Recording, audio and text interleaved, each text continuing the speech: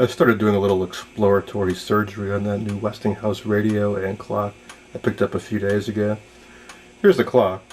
It turns out it's not painted well, at least the background isn't painted. It's actually a silver plate. It was just really tarnished, so I cleaned it up a bit with Tarnex. Still a few stains left on it, but I think if I can get it more or less white, grayish looking, I'll be happy with it. The numbers are painted on with a fairly thick black paint, so they stood up okay to the Tarnex cleaning. Runs directly on 120 volts to a slow speed AC motor down here at the bottom. Drives a series of gears, and one of which has a cam which hits a little lever which makes that clicking sound, I guess, to make it sound more like a pendulum grandfather clock. One thing that's kind of odd is there's a lever you can slide up top here that puts tension on a spring, which I believe forms a timer of sorts.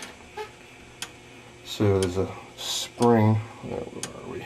Across the top there. I think maybe it's a little rusty or a little gunked up because it doesn't really run too well. But I can kind of simulate the action here by running my thumb over it.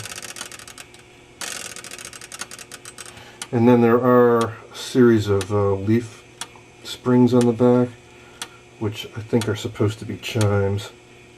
I've gotten this to kind of make a little bit of noise once, kind of a dink, but really not very loud, so...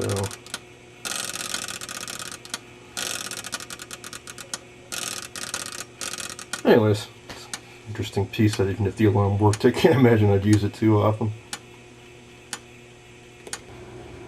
Here's something else I started poking around with, and that's the speaker. This was mounted directly up top here, facing straight up. And this was stored in a rather dirty basement, and lots of debris fell onto it.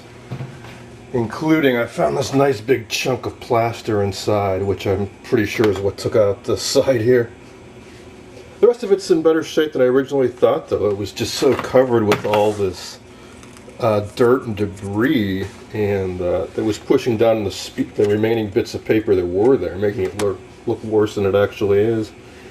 I loosened up this big, well, I'm not sure what you call it, but kind of ball plunger thing in the middle. It's actually a big piece of wood.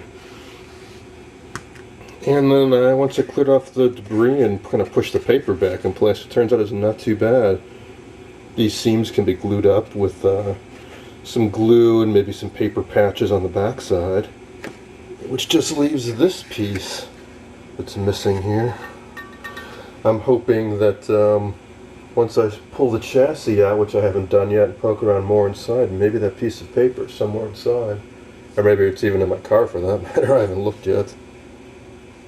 Around the rim is actually leather, I guess. I think I can loosen up all these screws and get at that better, and then maybe use something like some leather lotion to maybe make this a little more pliable so it'll hold up better with time. Otherwise, things are going pretty good with this radio.